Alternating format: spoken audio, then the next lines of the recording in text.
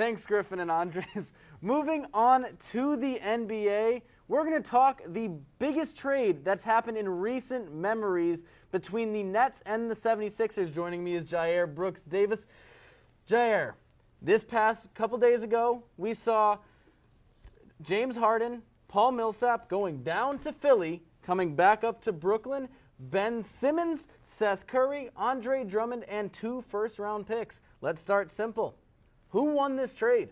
Max, the Philadelphia 76ers won this trade. You are getting a former MVP in James Harden coming to your team to be paired with a potential MVP in Joel Embiid to be your secondary scorer. Can't get any better than that. All right.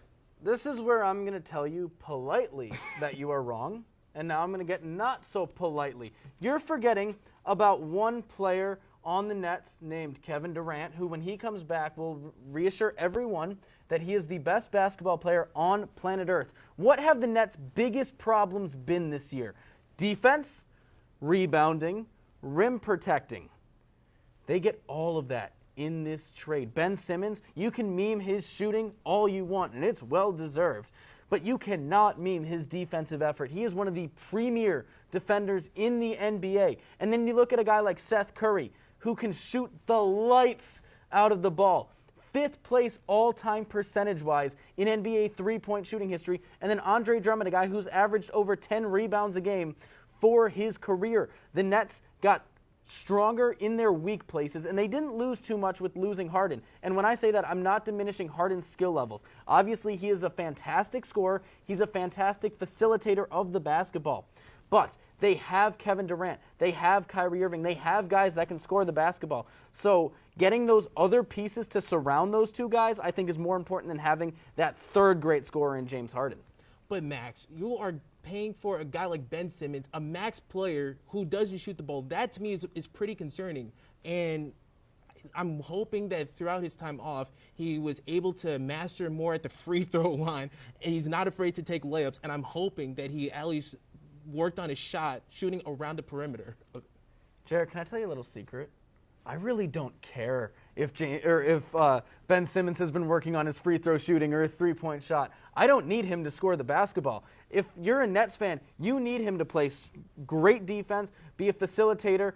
And when I want to go back to that defensive note for a second, because the Nets, it's been so long since they've had a guy that can guard the 1 through the 4. Kevin Durant, he is an elite defender, but you don't want to put him on the 1 or the 2. Simmons can guard all of those positions. And you don't lose much in the facilitating department with Simmons. It's great. And then I just believe that you look at the weaknesses the Nets had. You look at the strengths that the players they brought in have, and it's like puzzle pieces fitting perfectly together. But Max, at this point in the season, how long do you think that the team chemistry will be until they are able to work themselves back up in the Eastern Conference at this point? I mean, team chemistry is one thing when you have players who aren't the best in the world. The Nets have a player who is the best in the world. Look at some of the guys he's won games with this year. Back against those very same 76ers earlier this year, Kevin Durant beat a team that had Patty Mills, Cam Thomas, Day'Ron Sharpe, and Kessler Edwards as his other starters. That is really impressive. If he can do it with those rookies and Patty Mills, I think he can do it with Ben Simmons, Seth Curry, and Andre Drummond. Chemistry, I'm not worried about at all. The pieces are going to get healthy, and they are going to go back up toward the top of the Eastern Conference. Will they get the 1 seed? That might be a little far-fetched. I think they may have slid a little too far.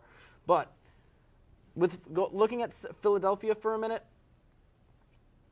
it's going to be really interesting to see if Harden and Embiid can get it to work. Max, I think that they'll be able to get it work. You're going to have Harden and you're going to have Embiid with him, or actually it's going to be Embiid and you're going to have Harden with him. You have a guy who can score the ball from behind the three-point arc. He can shoot mid-range. He can drive in. And then you pair him with a guy like Joel Embiid, someone that most people around the NBA, or fans included, deemed to be a potential MVP candidate. It can't get any better than that. And I think Philly is going to find their way to be within the top 3 seeds in the Eastern Conference. Well, I just can't wait for 2 months from now when James Harden is complaining about something and forces his way out of Philly as well. Well, Jair, great stuff. We are now going to hear from Ariadne Morales with an update on the Winter Olympics in Beijing. Over to you. We are going to hear from Jair Brooks Davis with the Pride Weekly Update. Hey Sports Beat fans, I'm Jair Brooks Davis, and welcome to this new segment called the Pride Weekly Update, informing you of what's to come for your Hofstra Pride. We have a jam-packed weekend full of sports for you. On Friday, February 18th, we start with the men's and women's cross-country and track teams at the Fast Track Last Chance Indoor Invitational, followed by the men's lacrosse team taking on Navy at home at 6 p.m.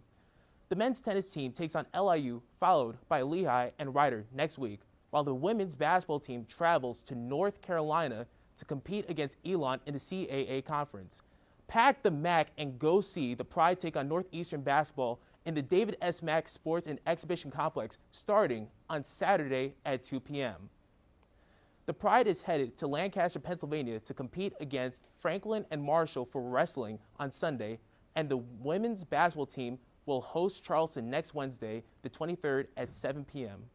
Women's lacrosse will be driving up to West Point this weekend to compete against Army, while the Hofstra softball team will be headed to Florida this weekend to compete in the spring games streaming on Flow Softball.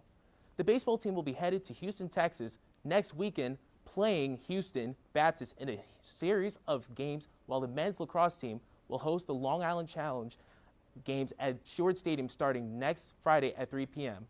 For more information on schedules, live streams, and more, visit GoHofstra.com. That's all for the Pride Weekly Update. Back to you, Max.